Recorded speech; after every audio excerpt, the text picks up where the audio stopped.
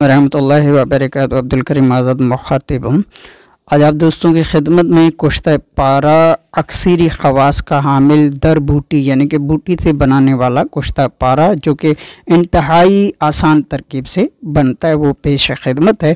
तो यहाँ पर हम जो बूटी दिखा रहे हैं ये है चूल्हा खारदार। खारदार इसलिए कहा जाता है कि इसमें कांटे होते हैं जो कि पुख्ता होने पर यानी जब पौधा जो है पक जाता है तो हाथों को भी चुभते हैं। तो यहाँ चूल्हा खारदार है। चूल्हा खारदार की मुकम्मल जितने भी हमने वीडियो बनाए हैं वो पूरे यानी कि छोटे पौधे से लेकर बड़ा पौधा होने तक सारी वीडियो इसी में शामिल है। तो यहाँ शनाख्त भी देख लीजिएगा पौधे की, और तरीका जो है बिलखुसूस हमने वीडियो इसलिए बनाई है कि इस वीडियो में हम सिर्फ़ और सिर्फ पारे का यानी कि पारा को कुश्ता करने का तरीका बताएंगे। तो हस्बे ज़रूरत 10 से 15 ग्राम तक पारा ले लीजिएगा। इसको मुसफ़ी कर लीजिएगा, अपने अपने तरीके से मुसफ़ी किया जाए, कोई हर्ज नहीं कि कोई ख़ास तरकीब हो, जो भी आपको अच्छी तरकीब लगे उससे इसको मुसफ़ी कर लीजिएगा। और जितना भी पारा हो, मान लीजिए कि 10 ग्राम पारा है तो कमोबेश 1 ग्राम से लेकर 10 ग्राम तक दारचिकना आपने पाउडर कर लेना है, खरल कर लेना है, बारीक कर लेना है, और किसी तंग शीशा की बोतल में पारा डाल देना है। जैसा कि इकसान के हवाले से बोतल की, जैसा कि हम मुख्तलिफ अपनी वीडियोज़ में जो कुश्ता जात को महफूज रखते हैं जिन बोतल में, वो भी हमने कई वीडियो बनाई है जिसमें वो बोतल भी शामिल है, जिसके ऊपर ढक्कन जो है वो प्लास्टिक का होना चाहिए, कोई मेटल का ढक्कन नहीं होना चाहिए, ये याद रहे। तो ऐसी तंग मुंह वाली या तंग जो बोतल होती है उसमें डाल दीजिएगा पारा, और ऊपर 1 ग्राम से लेकर 10 ग्राम तक दारचिकने का पाउडर डाल देना। याद रहे कि जितना ज़्यादा मिकदार में आप दारचिकना शामिल करेंगे उतना जल्दी बनेगा।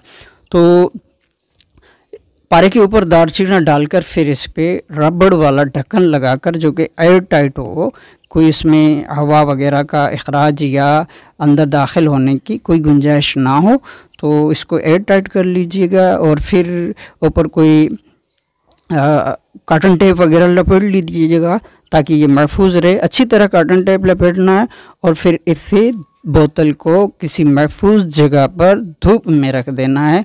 हफ्ता 10 दिन आप धूप में रखेंगे तो पारा सारा का सारा रेत बन जाएगा, यानी कि यहाँ पारा सारा का सारा जो होगा वो पाउडर फॉर्म में आ जाएगा। और उसके बाद इस पारा को लेकर, यानी कि ये पाउडर ही होगा, इसको लेकर खरल में डालकर आधा लीटर से 1 लीटर इसी बूटी का पानी, जो कि चूल्हा खारदार बूटी का पानी मुक़त्तर शुदा, वो थोड़ा थोड़ा 1-1 चम्मच करके इस पारे में खरल कर लीजिएगा। जब तमाम पानी खरल हो जाए तो इसको बंद गिल कर दीजिए, कि किसी शीशे की बोतल में ही कर लीजिएगा, जैसे सिरप वगैरह की जो शीशे की बोतल होती है उसमें कर लीजिएगा। और अच्छी तरह 2-3-4 कपड़ोटी कर लीजिएगा, ऐसी कपड़ोटी कि उसमें टूटने फूटने का कोई खदशा ना हो।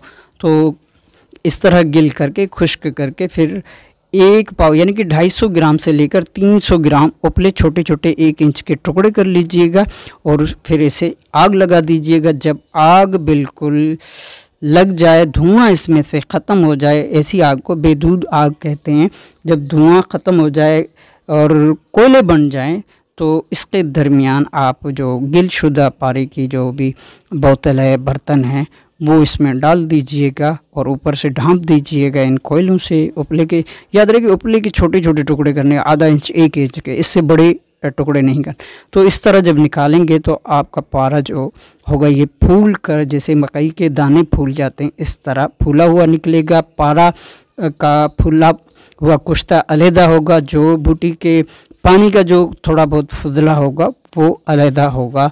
तो इस तरह आप इस पारे को कुश्ता करके अपने अपने काम में ला सकते हैं। बिलखुसूस कीमियाई खवास के एतबार से बहुत ही अच्छा पारा है। आपकी दुआओं का तालिब, अब्दुल करीम आज़ाद।